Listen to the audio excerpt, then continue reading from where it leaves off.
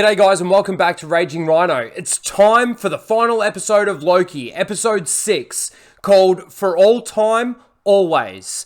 Now, of course, if you've been watching my reviews from the very beginning, I wasn't really too interested. It was a little bit boring and I thought that they threw a bit of a retcon in there at the very beginning. But coming through to where we are now, episode 5, up to episode 6, it's got me a little intrigued. I do see little elements that I really don't like, and then there are parts that are fine, I suppose.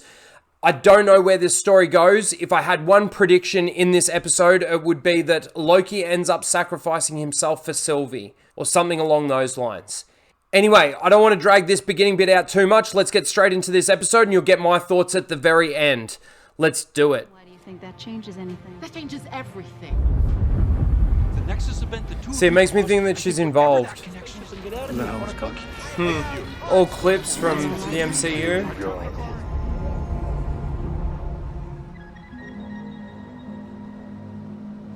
Well, that was a bit tripped out. But that's pretty cool because it explained where we are in the universe right now. It's kind of awesome. Oh, well, you know, one man's void is another man's piece of cake. It's easy. I know it all. And I've seen it all. He's Kang. Everything you guys... In search of free will.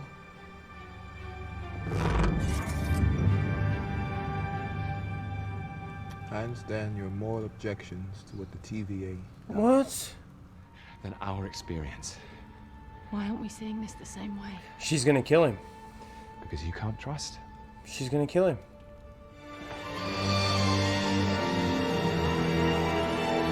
What is happening? I would have rathered her kill him. He got rejected by himself after he fell in love with himself.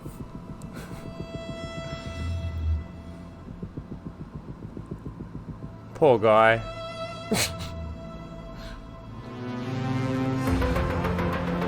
Oh, it's not over yet.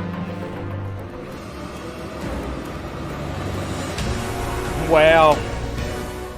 Alright, make sure you wait for the end credit scene.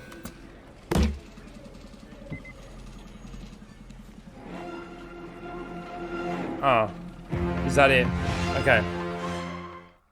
Alright, that episode was actually pretty good. It gave a lot of explanation to what's been going on in the past in regards to, of course, Kang. It seems that Kang the Conqueror is the one that was running the TVA, pretending that the Timekeepers were alive and running the timeline when it wasn't actually them the whole time. It was Kang and he was running the timeline, but he was actually...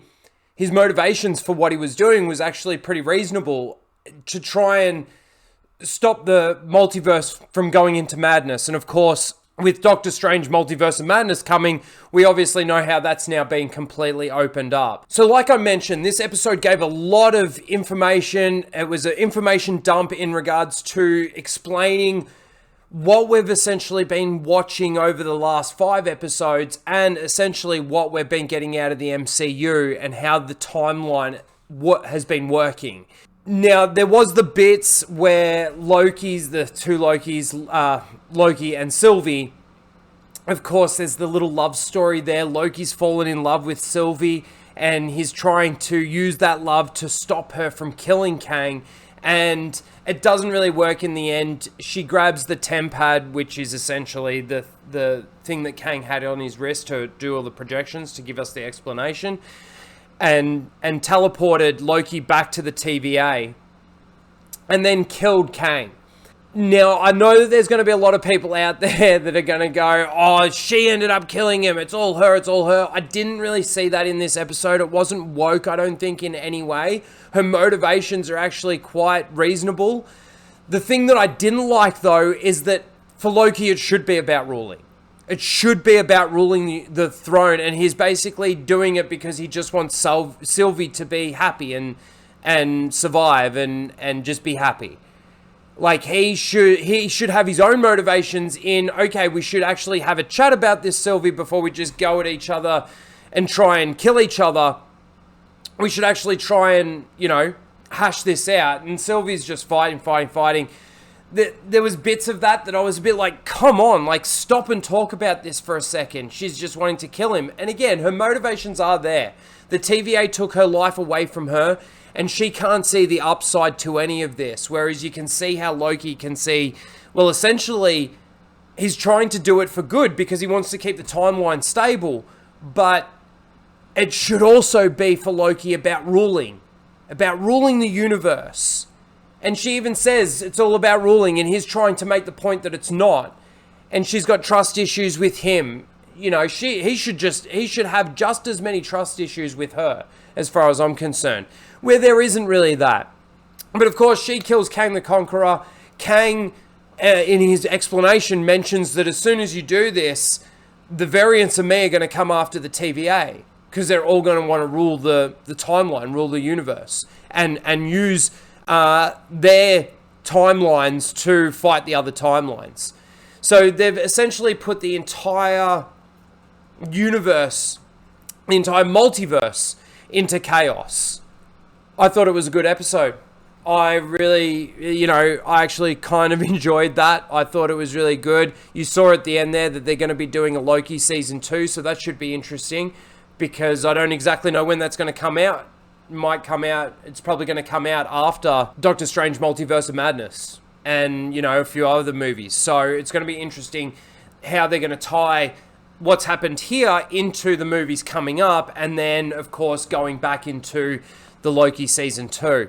So, look, I kind of enjoyed that. The explanation was good enough. It just goes to show that, yes, sometimes you do need the full story to know whether or not some of those previous episodes were any good. And that's definitely played a role in this series. So, if you watched it, let me know what you guys thought in the comments below. I'm curious to know whether or not you enjoyed the episode, whether or not you enjoyed the entire series. This is obviously season finale, so let me know what you thought of the series if you were watching. Please don't forget to like, share, and subscribe, and we'll see you next time. Later, guys.